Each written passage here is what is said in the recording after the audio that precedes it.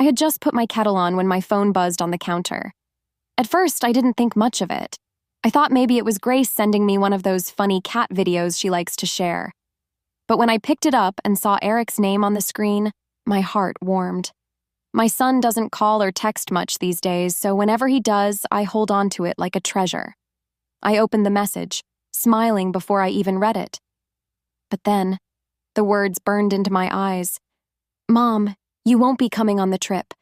Vanessa wants it to be just her family." For a moment, I thought I had read it wrong. I blinked, scrolled back up, and read it again. The letters didn't change. The message didn't disappear. It sat there on the screen, sharp and cold, as if the phone itself wanted to hurt me. I sank onto the nearest chair, my knees trembling. My chest felt tight, like someone had tied a rope around me and was pulling harder and harder. This couldn't be real. This had to be a mistake. Surely my son, the boy I raised single-handedly after his father died, wouldn't write something like this to me. I whispered to myself, he didn't mean it. He couldn't have meant it. But the phone was silent. No follow-up message. No explanation. Nothing. Just those words that shattered me. You won't be coming. I glanced at the folder on the table, the one with all the printouts I had carefully collected. The plane tickets, the hotel confirmations, the itinerary with snorkeling trips and sunset cruises. Every detail had my name on it. Every expense had come from my pocket. I had been so excited to give them this trip, to see Tommy's little face light up when he saw the ocean for the first time. And now, this. I pressed my hand to my mouth to stop the sob that rose up inside me.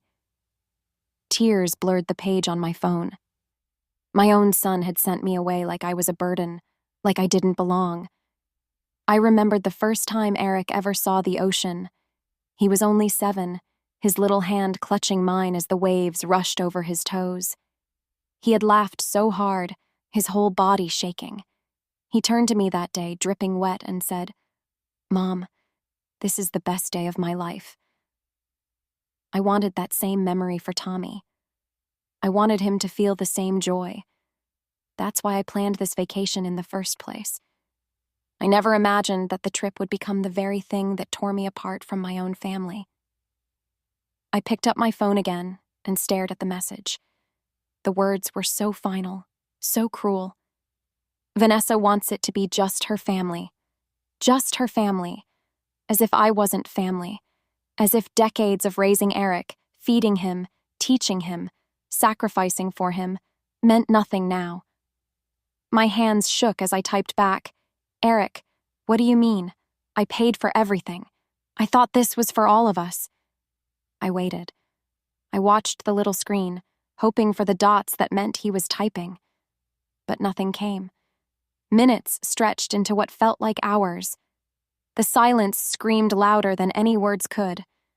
I wiped my tears with the back of my hand, though they kept coming anyway. My chest ached. My kitchen, usually warm and familiar, felt like a stranger's place. Even the kettle whistling on the stove sounded distant, like it belonged in someone else's home. I tried to breathe, but the air felt heavy. I felt like I was drowning in a sea of betrayal. I had given everything to my son, and in return, I was told I wasn't wanted. I set the phone down on the table, but the words stayed burned in my mind. They weren't just a message. They were a rejection. A declaration that I was no longer part of the life I had built for him. I whispered his name again, hoping somehow he would hear me. "Eric." But the room stayed empty, and for the first time in my life, I wondered if my son had truly chosen someone else over me, permanently. When I think back, it all started with a simple wish. I wanted us to be close again. Families drift, I know that. Children grow up, marry, have their own lives. But I never thought the distance between Eric and me would feel this wide. A few months ago, I noticed how rare our calls had become. Sometimes weeks went by without hearing his voice. When I did manage to stop by, Vanessa always seemed bothered. She'd greet me politely enough, but her eyes darted toward the clock. Or she'd remind me that Tommy had homework or Eric had work emails waiting. I always felt like I was intruding. Still, I kept trying. I told myself she was just busy, that she didn't mean it. That's why when the idea of a family vacation came to me, I grabbed it with both hands. Maybe if we had a week away from work, phones, and schedules, we could laugh again, eat meals together, let Tommy splash in the pool while Eric grilled on the deck. I could picture it so clearly, it almost felt real. I spent nights at the dining table, brochures spread out in front of me, comparing hotels, packages, and flight times. I wanted something unforgettable, something big enough to shake off all the stiffness that had grown between us. That's when I found it. A beachfront resort with glowing reviews, spacious suites with balconies facing the ocean, a kids' activity center, dolphin watching tours, and even cooking classes. It was perfect. More than perfect. It felt like a gift waiting to be unwrapped. I didn't tell them right away. Instead, I booked it first. I paid for everything in full: flights, rooms, excursions, even airport transfers. It was a lot of money, more than I'd normally spend. But this was for my son and grandson. I told myself, you can't put a price on family memories. When I finally sat Eric and Vanessa down to tell them, their reactions couldn't have been more different. Eric's eyes lit up. For a moment, I saw the little boy in him again, the one who once bounced at the idea of ice cream after dinner. He hugged me and said, "Mom, are you serious? A whole week? By the ocean?" His voice carried that excitement I hadn't heard in so long. Vanessa smiled, but it was thin. She asked a lot of practical questions. What are the flight times? How many rooms? What about meals? What's included? Do they have a spa? I answered as best I could, brushing off the edge in her voice. Maybe she just didn't like surprises. But the real moment that sealed my heart came from Tommy. He clapped his little hands and shouted, "Grandma, are there dolphins? Can I see dolphins?" His eyes sparkled, wide and bright. I laughed and nodded. "Yes, sweetheart, there are dolphins. We'll go see them together." From that moment, I lived for the day I'd see his face pressed against the boat railing, squealing at the sight of a dolphin leaping from the water. That image carried me through every detail I confirmed, every email I exchanged with the travel agency. I could almost hear my late husband's voice as I booked it all. He would have teased me about spending so much. "Linda, you sure you want to foot the whole bill?" he'd ask, grinning. And I would have said what I whispered to myself that night. It's worth it. It's for our family. After all, Eric had been working so hard, and Vanessa often complained about expenses. I didn't want them to stress over money. I wanted this trip to feel like a gift, not a burden. When I handed Eric the envelope with the printed tickets and hotel confirmations, I thought I saw gratitude in his eyes. He hugged me again and said, "Thanks, Mom. This means a lot." Those words alone made every dollar worth it. Vanessa, on the other hand, barely glanced at the papers. She said, "Well, I guess we're going then," like it had already been her idea. I tried not to let it sting. I told myself, it doesn't matter who gets the credit. What matters is we'll be together. I had no way of knowing, as I stacked those papers neatly into my folder, that they would one day feel like the heaviest weight on my kitchen table, that all the joy and effort I poured into planning would lead to the message that broke my heart. But back then, I was just a mother trying to hold her family together with one beautiful week by the sea. Looking back, I realized the signs were always there. They weren't loud or obvious, but they whispered and I ignored them. Maybe because I wanted peace. Maybe because I wanted to believe my son had chosen a woman who would embrace me, not push me aside. When Eric first brought Vanessa home, I was hopeful. She was polite, beautiful, and carried herself with confidence. I told myself she would be good for him. He'd been lonely for years after college, so when he finally said, "Mom, I've met someone," my heart soared. I wanted so badly to like her, maybe too badly. At dinners, though, she always seemed distracted. I'd try to tell a story about Eric as a boy, like the time he got his head stuck between the stair rails, and she would smile faintly but glance at her phone. Or she'd cut in with, "Oh, Eric told me that one already, as if to shut me down. Then there were the visits. I'd knock on their door with a pie or a casserole, hoping to bring a little warmth into their home. Vanessa would open the door, her smile tight, and say, "Oh, you didn't have to do that." Her tone always carried a hint of annoyance, as though I had done something wrong by showing up. Even when Tommy was born and I rushed to the hospital to meet my first grandchild, Vanessa barely looked at me. She held the baby protectively, thanked me for coming, but kept the conversation short. I remember standing there wanting so desperately to hold him, yet feeling like I was a guest who had overstayed her welcome. Still, I brushed it off. I told myself it was nerves, or exhaustion, or her way of adjusting. I thought, if I'm kind enough, patient enough, she'll come around. But kindness seemed to annoy her more. One Thanksgiving, I arrived early to help with cooking. I rolled up my sleeves and offered to mash potatoes, but Vanessa said, "I already have a system in the kitchen. Just sit in the living room." The way she said it, it wasn't a suggestion. It was a dismissal. I sat there, hearing her clatter pans while I stared at the walls, feeling like an outsider in my own family gathering. I remember Grace, my best friend, pulling me aside after one of those dinners. She has always been sharp-eyed, never one to sugarcoat. She said, "Linda, that woman doesn't want you around. Mark my words, she'll push you out the first chance she gets." I laughed it off then. "Oh, Grace, she's just busy or tired. You know how young couples are." But Grace didn't laugh. She looked me straight in the eye and said, "Don't fool yourself. You deserve better than to be treated like furniture." I didn't want to believe her. Eric seemed happy. That was all that mattered, right? Even so, the little things piled up. The way Vanessa rolled her eyes when Eric complimented my cooking. The way she sighed when I asked about Tommy's school. The way she once said, "We're building our own traditions now," as if mine were no longer needed. The worst part? Eric rarely defended me. He would sit quietly, sometimes nodding, sometimes changing the subject. I thought maybe he didn't notice.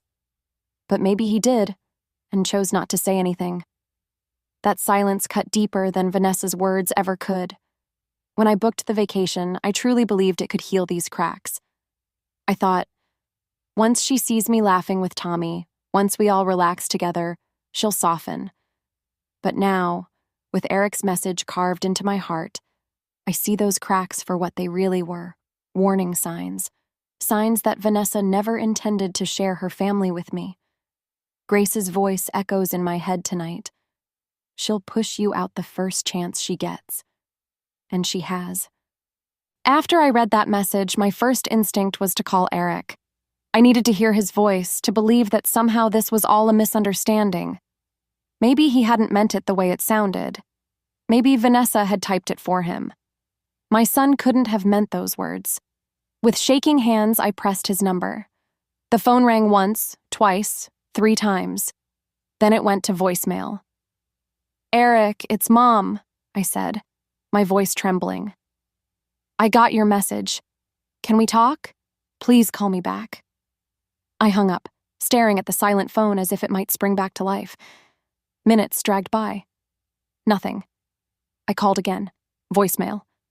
I texted him, "Eric, please, can we talk?" "I don't understand." Still, no reply. The silence cut deeper than the message itself. Silence can scream louder than any words. It told me everything I didn't want to hear, that he'd chosen his wife's wishes over his mother's heart. I sat in my kitchen, the clock ticking on the wall, each second hammering into me. I thought back to another time when silence had filled this house, after his father's funeral. Eric had been only 16 then, so young to carry such a heavy grief. That night, he had held my hand and said, "Don't worry, Mom. I'll take care of you, always." That promise had carried me through some of my darkest days. I had believed in it more than anything, and now it felt broken. The hours crawled by. I brewed tea but couldn't drink it. I tried reading but couldn't focus. Every sound felt too loud. The creak of the floorboards, the whistling of the wind outside. I kept looking at the phone, praying for a call, a message, some sign that my son still cared. But the screen stayed dark. When night came, I turned off the lights and sat by the window. The street outside was quiet, the glow of lamps painting long shadows across the road. I thought about Eric as a little boy riding his bike up and down that same street, shouting, "Watch me, Mom! Watch me!" He always wanted me to see him, to be proud of him. And I was. I was proud of every scraped knee he patched up, every school project he worked on at the kitchen table, every milestone he reached. I was proud when he graduated, when he found a job, when he became a father himself. But tonight, sitting in the dark, I wondered if he was proud of me, or if he even thought about me at all. I tried to tell myself that maybe he was busy, maybe he hadn't seen my calls, but deep down, I knew better. Vanessa's words had become his silence, and that silence spoke of choices that didn't include me. At one point, I almost drove to their house. I pictured myself knocking on the door, demanding to see him, demanding an answer. But I stopped myself. I could already imagine Vanessa's tight smile, the way she would glance at Eric and fold her arms, daring him to choose. And I knew which way he would lean. So instead, I stayed home. I cried quietly, afraid the neighbors might hear. The kind of crying that comes from somewhere deep in the chest where pain turns heavy and raw.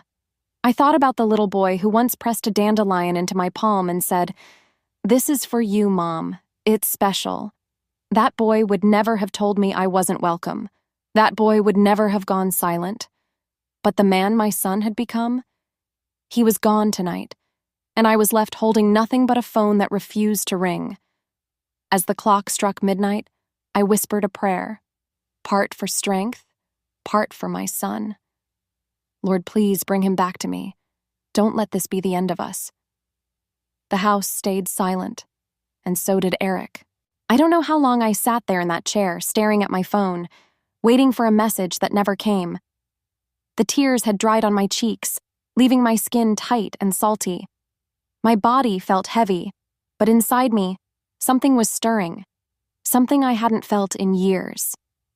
At first, it was just a small ember of anger, but the more I thought about it, the hotter it burned. I had paid for every single part of that trip. Not Vanessa, not Eric, me. It was my savings, the money I had put aside carefully month after month. Money I could have used for fixing up my house, for replacing my old car, even for setting aside in case of emergencies. But no, I had chosen to use it on them. I wanted to give them something beautiful, something unforgettable. And now they wanted to erase me from it? I pushed myself up from the chair and went to the table where the folder still lay. I flipped it open, my hands trembling, but not from sadness this time. Page after page of printed confirmations stared back at me. Plane tickets with my name at the top, hotel reservations under my credit card, excursions booked through my account. All of it was mine. The realization hit me like a surge of electricity. They couldn't go without me, not unless I allowed it. I gripped the papers tighter, a bitter laugh escaping my throat. For weeks I had pictured myself as the forgotten one, left behind while they played in the sun. But the truth was, I held the strings. Without me, there was no vacation. The thought brought a sharp, cold clarity. I walked to the kitchen sink and splashed water on my face. As I looked at myself in the mirror above the counter, I saw a woman I barely recognized. My eyes were red. Yes, but there was a fierceness there, too. A fire that had been buried under years of sacrifice and silence. I thought of every moment I had been pushed aside. Thanksgiving, when I was told to sit out of the kitchen. Christmas, when my carefully chosen gifts were set aside without a thank you. Birthdays, when my invitations felt more like obligations than joy. And now this, the final blow. To be told I wasn't family.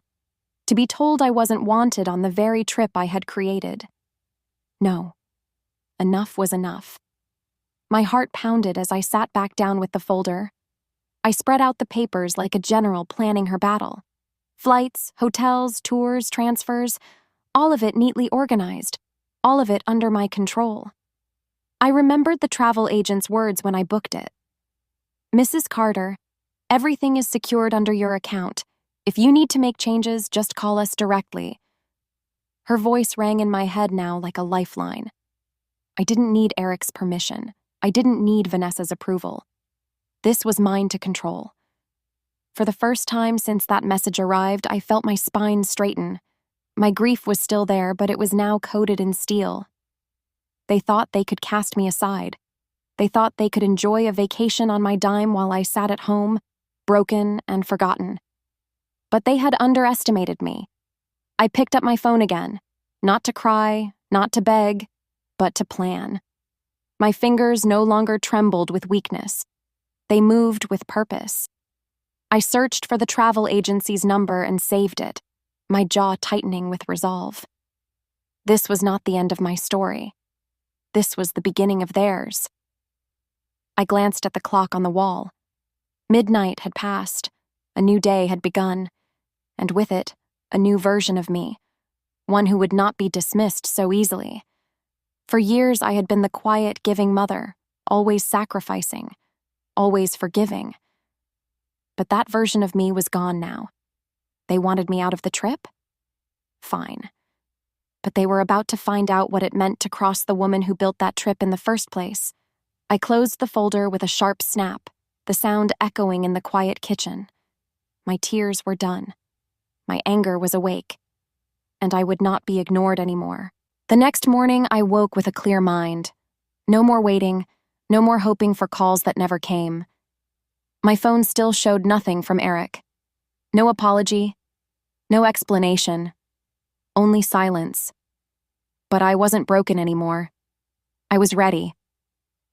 I sat at the kitchen table with the folder open in front of me, sipping strong coffee. Every page reminded me of my place in this story, not as the outsider Vanessa wanted me to be, but as the one who had made it all possible. I dialed the travel agency. My heart thumped, but my voice came out steady when the woman on the other end answered. "Good morning, this is Linda Carter," I said. "I need to make some changes to my reservations." "Of course, Mrs. Carter," she replied warmly. "You're the primary account holder. What would you like us to do?" Those words, "You're the primary account holder," felt like a crown placed firmly back on my head. "I'd like to cancel all additional travelers on my booking," I said. "Leave only one name, mine." The woman typed quickly. "Yes, ma'am. I see 4 other passengers listed. You want to remove them?" "Yes," I said firmly. "Cancel every single one." Click, click, click. I imagined Vanessa's face when she opened her email to see the cancellation notice. My lips twitched, almost into a smile. "And the hotel?" the agent asked. "Same thing," I said. "Keep my suite, cancel the others." Within minutes, everything was undone. Flights, rooms, excursions, all wiped clean except for mine. My name stood alone on every confirmation number. The agent confirmed, "It's all updated, Mrs. Carter. The refund for the other passengers will go back to your account." "Perfect," I said. My chest felt lighter, stronger. "Thank you." When I hung up, I stared at the stack of papers. What had once been proof of their vacation was now proof of my power. Not long after, my phone buzzed. Eric. Finally. I hesitated before answering, then pressed the green button. "Mom?" he said, his voice sharp. "What did you do?" "Vanessa just got an email saying our tickets are canceled. The hotel too. She's furious." I let his words hang in the air. For once, I didn't rush to soften the blow. "I canceled them," I said calmly. "Every single one." There was silence on the line. Then Eric sputtered, "Why would you do that? We were supposed to leave next week." "We?" I asked, my tone sharper now. "Eric, you told me I wasn't coming. You said Vanessa wanted it to be just her family, so I made sure of it. Now it really is just one traveler. Me." He groaned, muttering something under his breath. Mom, you don't understand. No, Eric, I interrupted, my voice firm. I understand perfectly. I paid for this trip. I planned every detail. And then you had the nerve to tell me I wasn't welcome. You wanted me gone? Fine. But without me, there is no vacation. I could hear muffled voices in the background, Vanessa yelling, her words sharp but indistinct. Eric's breathing grew heavier. You've embarrassed us, he finally said. No, Eric, I replied quietly but firmly. You embarrassed me. You betrayed me. And you forgot who made this possible in the first place. Consider this a reminder. Before he could respond, I ended the call. I sat back, exhaling deeply. My hands were steady, my heart no longer breaking but beating strong. For the first time in a long while, I felt like I had taken back a piece of myself. The kitchen seemed brighter, the air clearer. I picked up my coffee again and sipped it slowly, savoring the taste. Later that afternoon, I received a string of messages from Eric, pleading ones, angry ones, even guilt-tripping ones. I didn't answer, not a single word. Let them stew. Let them realize that I wasn't their doormat. That evening, I opened my laptop and looked at the confirmation emails that now bore only my name. The vacation wasn't gone. It was mine. I pictured myself standing on that beach, the ocean breeze in my hair, the sun warming my face. Not broken, not unwanted, but free. For once, the trip wasn't about pleasing anyone else, it was about me, and I intended to enjoy every second of it.